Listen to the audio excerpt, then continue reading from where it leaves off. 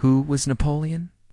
In less than 20 years, he went from artillery officer to the most powerful man in Europe, conquering nearly all of the continent and forcing the rest of it to tremble before his might.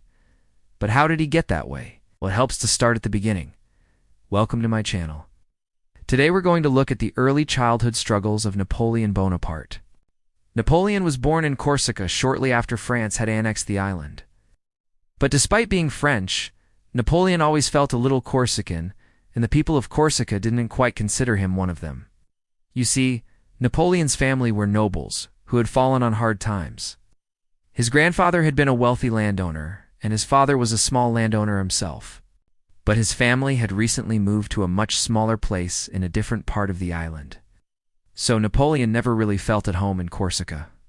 In fact, when he was 9 years old, he and his brothers got into a massive disagreement with some other kids from the neighborhood, and Napoleon ended up getting beaten with sticks until his blood was on the ground.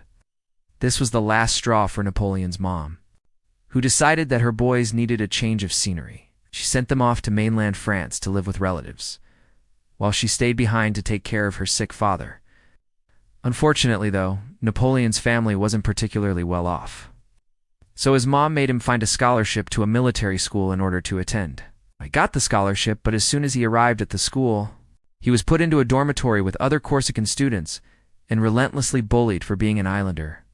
Not only that, but he was also mocked for his strong accent and the way that he dressed.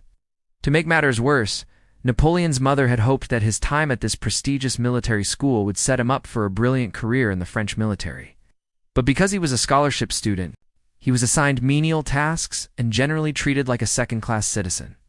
Nonetheless, Napoleon threw himself into his studies, emerging as one of the top of his class. He excelled at everything related to strategy and tactics, but had a very hard time with math. And while Napoleon struggled to make friends at first due to his social awkwardness, he eventually became quite popular because of his intensity, discipline, and ambition. You see, from a very young age, Napoleon was intensely ambitious, and he studied constantly in order to be the best soldier France had ever seen. He read every book in the library about strategy and tactics, becoming an expert in the field long before he graduated from military school. He also took great pains to cultivate an image of power and importance, which made him seem more like an emperor than a peasant. In fact, by the time Napoleon left military school, he had already written several treatises on military strategy and was considered a brilliant strategist by his teachers.